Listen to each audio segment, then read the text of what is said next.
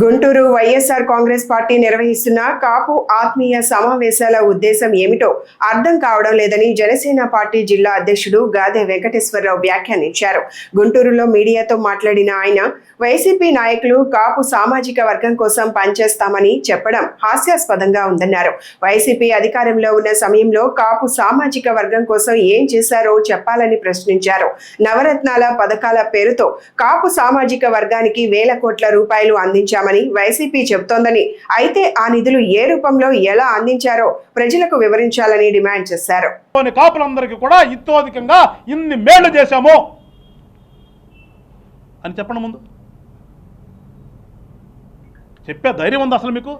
చెప్పటానికి అసలు చేసింది ఏమైనా ఉందా? ఇలా చూశాను ఈ పేపర్లో, వాళ్ళ పేపర్లోనే పాపం తగరాస్తారు కదా. ఇది ఎక్కడంట 39,000 ఎన్ని కోట్లు ఇచ్చేసాడంట ఈ కాపు కులానికంట. 39,317.80 కోట్లు నవరత్నాల పథకాలతో సహాయం చేశాడంట. ఏమా జగన్మోహన్ రెడ్డి గారు, ఈ బ్యాచ్ ఎట్లా చెప్పలేరు, మిమ్మల్ని అడుగుతున్నాను. నవరత్నాల పథకము ఈ రాష్ట్రంలో మీ హయాంలో ఓన్లీ కాపుల కోసమే పెట్టారా?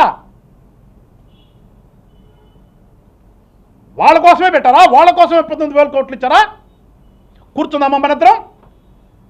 అంటే ఒక అఫ్కోర్స్ కావచ్చు, మీరు ఒకసారి ముఖ్యమంత్రి చేస్తున్న వ్యక్తి కాబట్టి మీ స్థాయి పెద్దదే. కానీ ఇక్కడ చర్చించేటప్పుడు స్థాయిలతో సంబంధం లే, విషయ పరిజ్ఞానం ఉండాలి. కూర్చుందామా?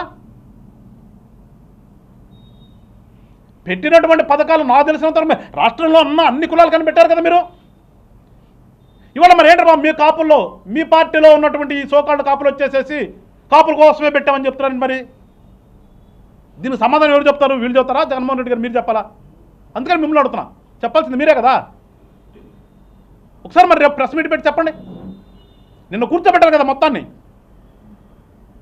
కూర్చోమన్నారు, కూర్చున్నారు. పాపం ఆడ పోయిన తర్వాత నాకు తెలిసి ఏం మాట్లాడాలో అర్థం కాక త్రిమూర్తులు గారు పెట్టిన భోజనం చేసి బయటకు వచ్చి తేపుకుంటూ వచ్చుంటారు. అంతకుమించి వీళ్ళు ఏం లేదు అక్కడ.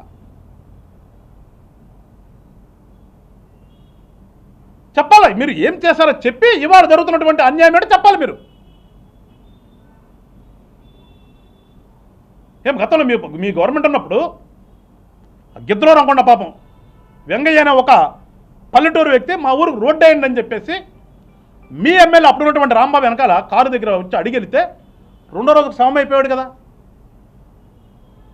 రోడ్డు వేయమని అడిగాడు, అతను సొంతానికి అడగల. రోడ్డు వేయి మా ఊరికన్నా బురదలో తిరుగుతున్నామంటే రెండో రోజుకి శవమై తేలాడు. ఏం మీకు గుర్తురా? ఇలా ఆయన కాపే, వైఎస్ఆర్ పార్టీలో ఉన్న కాపు మీద ఉన్నారా? వెంగయ్య కూడా కాపే. ఎవడన్నా మాట్లాడాడు మీలో? నోట్లో నుంచి ఎవరికన్నా వచ్చిందా?